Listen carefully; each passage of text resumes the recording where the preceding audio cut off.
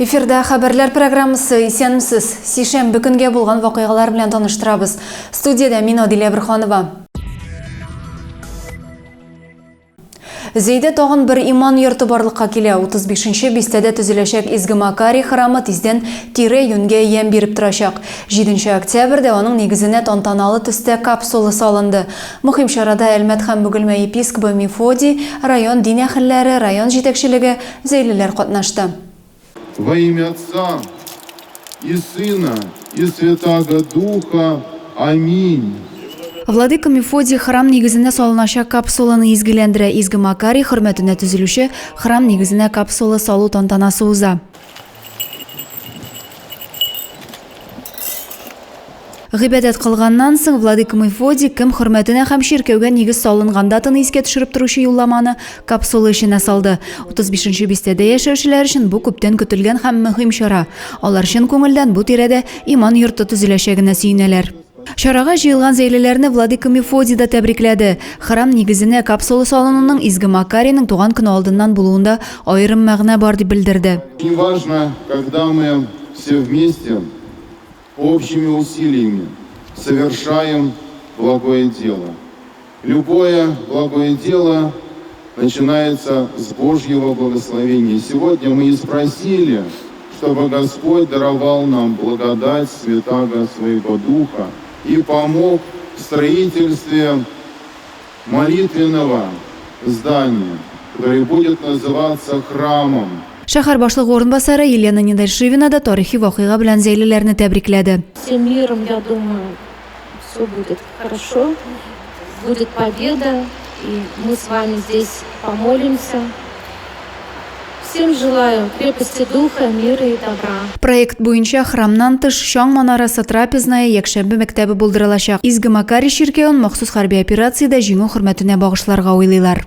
Адилә Бирханова, Юлия Казамарова, Зей хәбәрләре.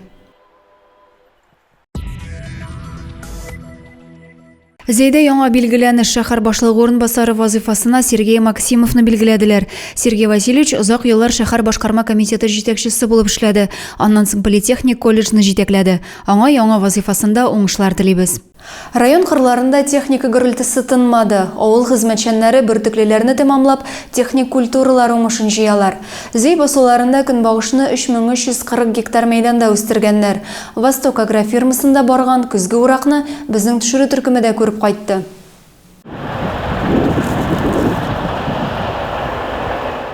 Восток агрофирмасы кырларында моңа кадәр кояшта янып торган сары көнбагышлар өлгереп башларын игән. Аграрийлар майлы культура уңышын җыю белән мәшгуль. Механизатор Дамир Шәйгәрдәнов 40 елга якын комбайн штурвалы артында икмәк уңышын җыюда катнашкан алдынгы игенчеләрнең берсе. Хәзер исә Акрыс комбайнында көнбагыш суктыра. Зерновойларны бетереп, көнбагышка күчтек. Бүген беренче көн эшлибез көнбагышта. Көнбагыш бик әйбәт чыга, Аллага шөкер. Көнбагышның уңышы сөендерә дип белгечләр. Кара уңышны суктыручы комбайннар үзләре артыннан коры сабаклар гына калдыра. Көнбагыш бөртекләрен ташу өчен техникада берсен-берсе алыштырып кына тора. Прицеп тагылган КАМАЗ машиналары суктырылган уңышны зәйлеваторына илтә. Комбайнерлар уборка кіріп кеттілер. Пока предварительный уңдырышылық 25 сетер ортығырақ бара, отна он күн ішінде көнбагышны жиып алырға планлаштырып тұрабыз. Зей басуларында көнбагыш 3340 гектар мәйданда үстерелгән. Һәр гектардан ортача 25 центнер уңыш чыга. Һава торышлары уңай торганда аграрийлар 7-10 көн эчендә эшне тәмамларга планлаштыра. Адилә Бирханова, Максим Майоров, Александр Тимофеев, Зей хәбәрләре. Басуларда мул уңыш үстерүнең серләрен агрономнан да яхшы белүче юк. Ул тәҗрибәле булса, хуҗалык өчен икеләтә яхшы.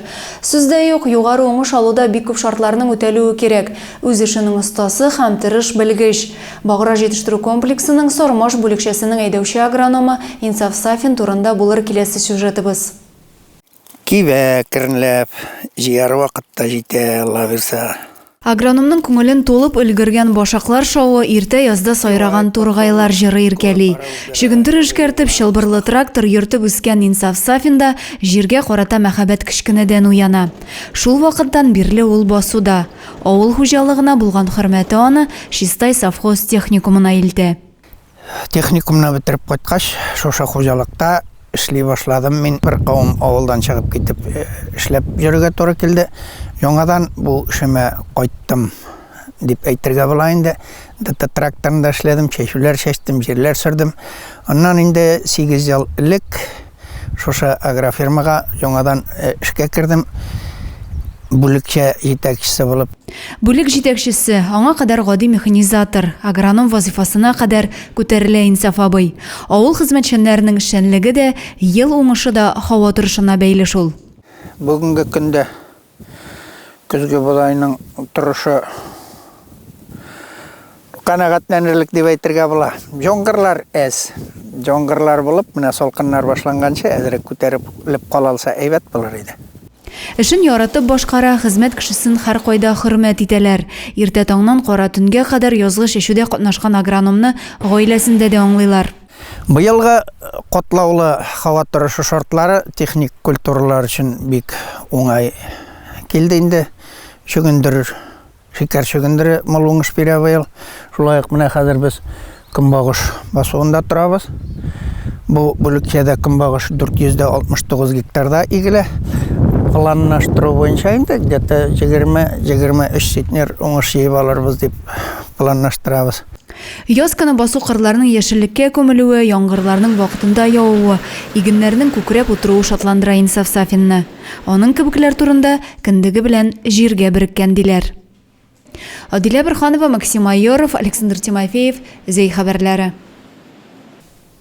Районда өлкәннәр 10 көнлеге дәвам итә. Бу уңайдан кадерле өлкәннәребезне хөрмәтләп күп кенә чаралар уздырыла. Зей фыклары һәм Новый Зай газеталарының актив хәбәрчеләрен кайчандыр редакциядә хезмәт куйган ветераннарны күркәм очрашуга чакырдылар. Очрашу Бухряфиков исемендәге Үзәк китапханәдә узды. Татар әдәбияты бүлегендә әдәбият, мәдәният, илһамият дип аталган проект эшләп килә. Үзәк китапхана хезмәткәрләре өлкәннәрне биредәге эшчәнлек белән таныштыралар. Өлкәннәр 10 көнлеге кысаларында Зей фыклары һәм Новый Зай район газеталарының актив хәбәрчеләре белән очрашу узды. Зейн форум оешмасы чараны Республика журналистлар союзының җирле бүлеге белән берлектә оештырды. Октябрь нам дарит не только золотую осень, красивую погоду, но и праздники, посвященные людям золотого возраста. И сегодня мы собрали именно таких людей, а именно авторов и журналистов районных газет, которые активно сотрудничают на протяжении многих лет с Зай фыклары и газетой Новый Зай.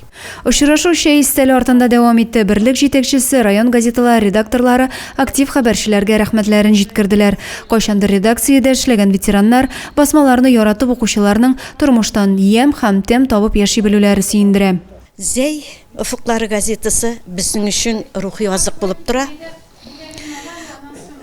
Шушы Зәй газетасын кулга алсаң, контакт битләренә кирсәң, барысын да күрергә була.